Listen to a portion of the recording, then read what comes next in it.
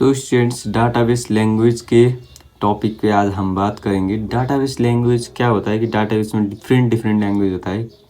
Different language क्यों हम use करते हैं डाटाबेस में? क्योंकि डाटाबेस को अच्छे करने के लिए, मैनेज करने के लिए, उसको मेंटेन, यूज़र को भी समझ में आना चाहिए कि क्या हो रहा है इधर डाटाबेस में, क्या फाइलें हम कैसे यूज़ कर सकते। तो डाटाबेस में मेनली 4 डाटाबेस लैंग्वेजेज होते हैं और उसमें जो लास्ट का डाटा मैनिपुलेशन लैंग्वेज है उसका भी 2 टाइप्स में हम उसको बात करेंगे। तो पहला है डाटा डेफिनेशन लैंग्वेज है, storage definition language, view definition language, data manipulation language. तो हम अभी बात करेंगे डाटा डेफिनेशन लैंग्वेज की। तो डाटा डेफिनेशन लैंग्वेज क्या होता है? इधर हम डिफिनेशन लिखा हुआ है अच्छे से। This language is use to define data structures and specially database schemas. तो डाटाबेस स्कीमा को डिफाइन करने के लिए, इस डाटा स्ट्रक्चर को डिफाइन करने के लिए ये लैंग्वेज यूज होता है। तो डाटाबेस स्कीमा क्या होता है कि कोई भी डाटाबेस को हम कैसे ऑर्गेनाइज करेंगे, उस स्कीम को डाटाबेस स्कीमा कहते हैं। ठीक है, आप आगे वाले वीडियो में देख सकते हैं स्कीम क्या होता है। तो आप लोग आगे वाले वीडियो में देख लीजिए। कोई भी डाउट है आप कमेंट सेक्शन में बता दीजिए। और इधर लिखा हुआ है this statements are use to create, alter और drop data structure. Data structure को क्रिएट करने के लिए, ड्रॉप करने के लिए, ऑल्टर करने के लिए ये स्टेटमेंट यूज होता है। ठीक है, alter, create, drop are some example of DDL.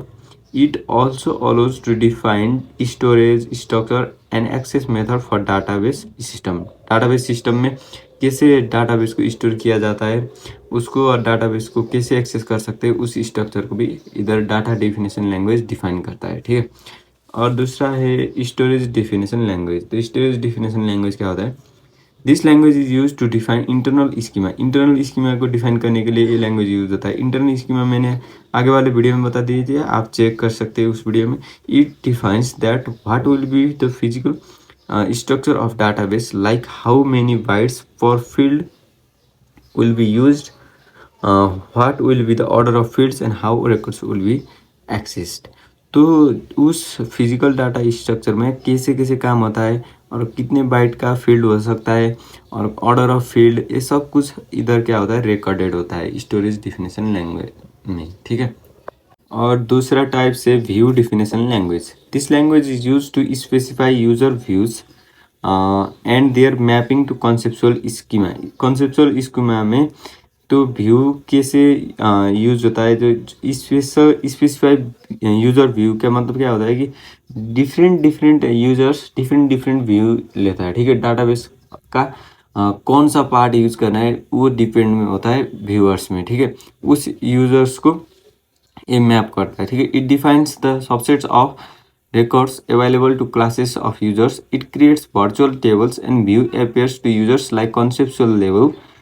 Conceptual level में जैसा जैसा व्यू अपेयर होता है, इट स्पेसिफाइज यूजर इंटरफेस को ये स्पेसिफाई करता है। ठीक है, डाटा मैनिपुलेशन लैंग्वेज क्या होता है? It is use as conceptual level and external level and is use to perform operations like query, delete, update और इंसर्ट। ये सब ऑपरेशन करने के लिए ये यूज होता है। और कॉन्सेप्चुअल लेवल और एक्सटर्नल लेवल ये हर जगह यूज होता है। ठीक है, read only queries are also sometimes considered as component of DML. read only queries इसका कंपोनेंट माना जाता है। It modifies the data but not schema और डाटाबेस ऑब्जेक्ट। डाटा को ये मॉडिफाई कर सकता है लेकिन डाटा स्कीमा और डाटाबेस ऑब्जेक्ट्स को नहीं। और ये DML का 2 टाइप्स होता है, प्रोसीड्यूरल और non procedural DML, data manipulation language. तो आपको नाम से ही पता चल गया होगा, प्रोसीड्यूरल मतलब क्या होता है कि process step by step carried out करना है, और नॉन प्रोसीड्यूर में ऐसा नहीं होता है। विदाउट डाटा को स्पेसिफाई किया है, कंपटीशन डिस्क्राइब ना किया हुआ और ऐसे ही लॉजिक से करेंगे तो उसको नॉन प्रोसीड्यूरल कहते हैं। जैसे कि प्रोसीड्यूर में क्या लिखा हुआ है कि it is also called low level data manipulation language. Low level data DML कहते हैं इसको, आपको पता चल गया होगा।